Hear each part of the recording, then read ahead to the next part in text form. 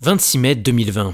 Avec la pandémie d'un virus dont on ne prononcera pas le nom, Renault fait face à une crise sans précédent, caractérisée par une chute vertigineuse de ses ventes et des tensions financières palpables. Pour éviter un effondrement total, un plan de sauvetage massif de l'État français est alors annoncé par le président Emmanuel Macron lui-même. Un plan qui comporte une aide de 5 milliards d'euros, sous condition d'engagement fort de la part de la marque aux losanges en matière de transition écologique et de réorganisation interne. 4 ans plus tard, le 30 septembre 2024, Renault confirme ce qui était pressenti depuis plusieurs semaines. Le retrait, à compter de 2026, de son concepteur de moteur de F1 basé à Viry-Châtillon et sollicité par l'écurie Alpine. Mais si je vous disais que ces deux dates étaient bien plus liées qu'on pourrait l'imaginer, si je vous disais que les piètres performances sportives, les instabilités managériales et les guerres intestines n'étaient que des symptômes, si je vous disais, en somme, que le projet Alpine-Renault en Formule 1 avait été tué avant même d'exister.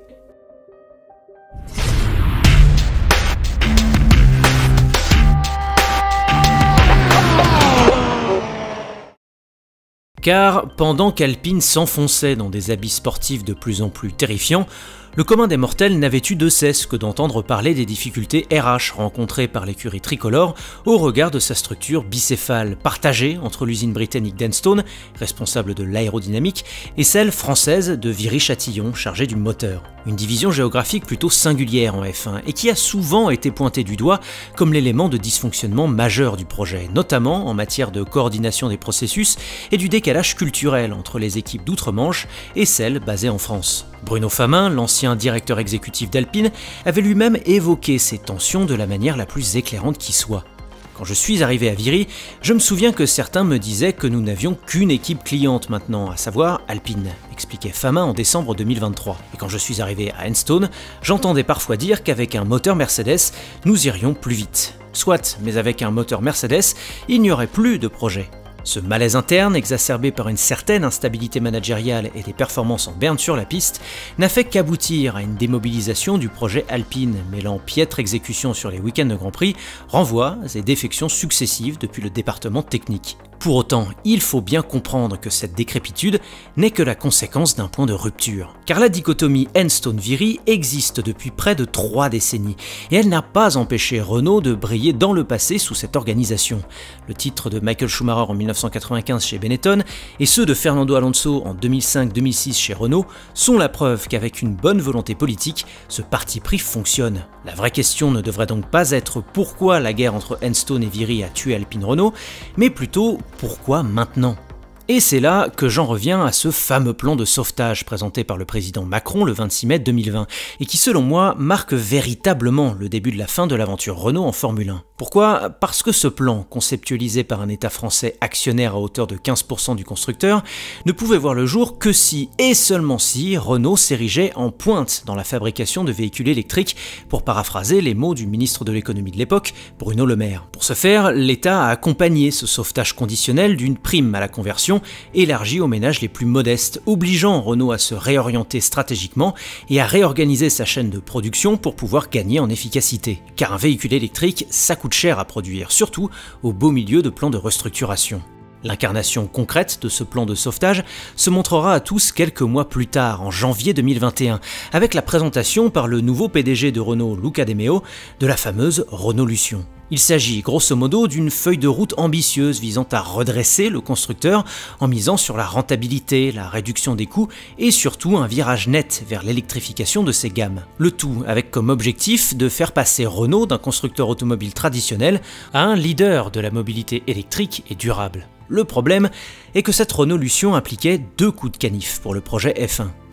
Premier coup de canif, cette Renaulution actait les coupes budgétaires massives avec un objectif de rationalisation des coûts dans tous les secteurs du constructeur. Dans le cadre de la F1, on insistera là sur le terme de rationalisation des coûts, qui désigne une démarche visant à optimiser les dépenses d'une entreprise afin d'en améliorer l'efficacité et la rentabilité. On insistera sur ce terme car en réalité, il a enfermé le projet tricolore en F1 dans un paradoxe. D'un côté, grâce à une bonne reprise économique du constructeur, une stratégie marketing offensive et un programme partenaire redoutable à partir de 2021, l'écurie Alpine n'a vraiment pas eu à rougir de son investissement annuel comparé à celui des les autres grands constructeurs tels que Ferrari, Mercedes ou Red Bull. Cet investissement s'érigeait en effet bien au-delà du budget capé fixé en F1 à 140 millions d'euros environ, quitte à atteindre le demi-milliard selon les dires de l'ancien PDG d'Alpine, Laurent Rossi. Mais de l'autre côté, la Renaulution est venue pérenniser, pour ne pas dire accentuer, une logique de rationalisation des coûts limitante et que Denis Chevrier,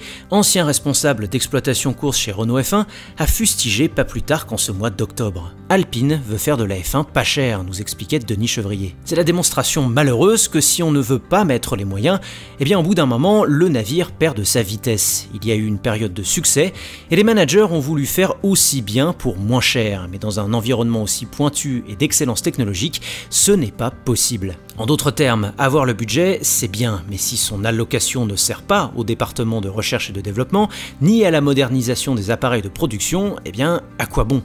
Deuxième coup de canif de la Renaulution est sans doute le plus important, le tournant brutal vers l'électrification, mettant de facto un terme à la branche sportive de la marque aux losanges en charge de la F1, j'ai nommé Renault Sport. Coup de canif, car ce recentrage divergeait de facto de la technologie portée par la F1, c'est-à-dire l'hybride et le développement des biocarburants. Mais comprenons bien que pour Renault, un tel tournant ne signifiait pas pour autant la fin immédiate du projet F1. Les choses se sont effectuées de manière bien plus progressive. À l'époque, on nous expliquait en effet que le savoir-faire de Renault Sport ne serait pas perdu, mais simplement transféré vers la marque sportive du losange, à savoir Alpine. S'en suivirent moult gesticulations marketing pour renommer Renault F1 Team en Alpine F1 Team à partir de 2021 et montrer que la marque française suivait la logique de ses comparses McLaren, Ferrari et Aston Martin. Se présenter en F1 sous les traits d'une marque sportive et non sous celui d'un constructeur investi par monsieur et madame tout le monde, tout en reprenant à son compte la technologie qui la sous-tend.